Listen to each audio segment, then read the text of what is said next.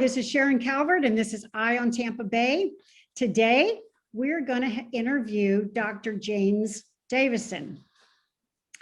Dr. Davison has lived in New Tampa for close to 30 years, and he has been involved in the transportation issue for, I'd say, probably about the same amount of time, for about 30 years. So he has a wealth of knowledge and wisdom. He co-founded the Transportation Task Force up in New Tampa. He served on the Citizens Advisory Committee for the county. And again, he stayed involved in this transportation issue, because it doesn't seem to ever go away, in Hillsborough County. And today, we're going to talk about, what do you think, the transportation tax. The Florida Department of Revenue put their notices out to business to officially stop collecting the offer transportation transit tax, that 1% tax, that illegal and unlawful transit tax. Residents and businesses get immediate tax relief, and small businesses who have commercial leases will get the tax relief as well. And we know that they're struggling.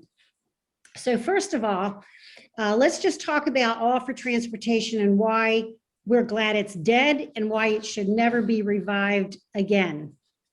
Jim, give me your thoughts. Well, Sharon, it's going to be a St. Patrick's Day that isn't soon forgotten by either side. And I can't tell you how delighted I am. You and a few of us told the public 2 years ago the problems with the tax, that it was an illegal tax, that they were not telling the public the truth about what the tax is going to do.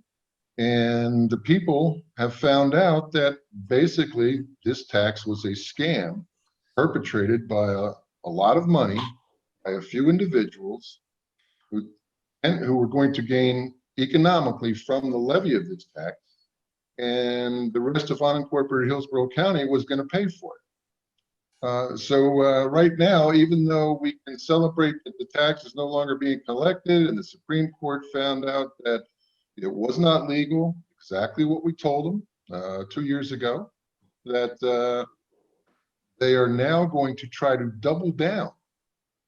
And because of the elections in 2020 and 2018, there is a supermajority of people on the board who are looking forward to instituting almost the exact same tax and spending allocations that were contained in the old tax that was declared unconstitutional and did not meet the needs of the entire county. They're going to ask you to put that back on the ballot in 2022. Nothing will change there. It certainly won't do anything to change the congestion and change the equity of transportation here in the county. The people of Hillsborough County, an unincorporated area, which have a population of about 70% of the county, were going to pay 70% of the tax, yet they were only going to receive less than 50% of the benefits. 50% of the benefits of services and construction and infrastructure that was going to be dealt with this tax was going to be within the city of Tampa city limits. And that money, even in unincorporated, wasn't going to go to new roads capacity that's that's much needed in the growing part of unincorporated Hillsborough.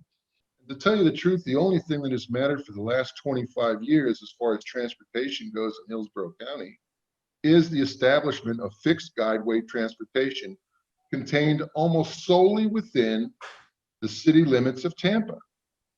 And so not only were the people going to pay in unincorporated Hillsborough County a disproportionate share of the money so that they could build those fixed guideways in the city of Tampa, but then the land values within the city of Tampa were going to increase much more rapidly than the land values that these people lived on in unincorporated Hillsborough County.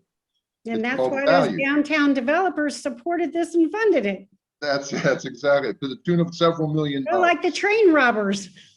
Businessmen don't give you $7 billion because they're so magnanimous.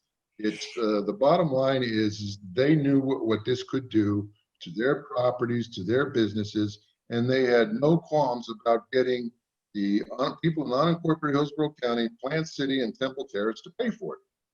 And the interesting thing is, and you mentioned the last 25 years, well, at least over the last 10 to 12 years, those special interests that keep funding the same thing over and over again, they are 0 for 4 in Tampa Bay on these massive 30-year, 15, $16 billion tax hikes for rail, because it really is rail taxes.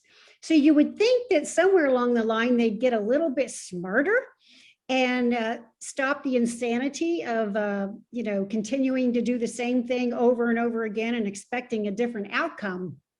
But I really think that the law for transportation, just because of what they did and how they did it, people have a sour spot, I think, for what they did, or many more people understand now what scam that they did try to perpetrate on the taxpayers of Hillsborough County.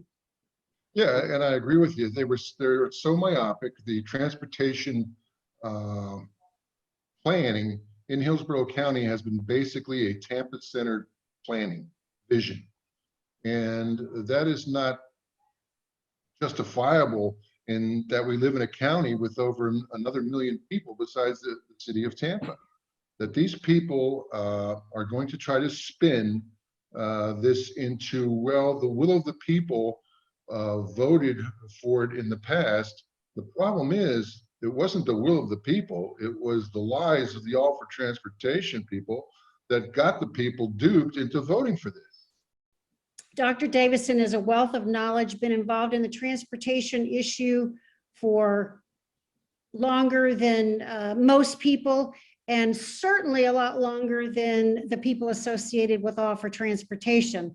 So we're going to look to see what happens in 2022, but also remember, 6 of the 7 county commissioners will be on the ballot if any tax gets on it.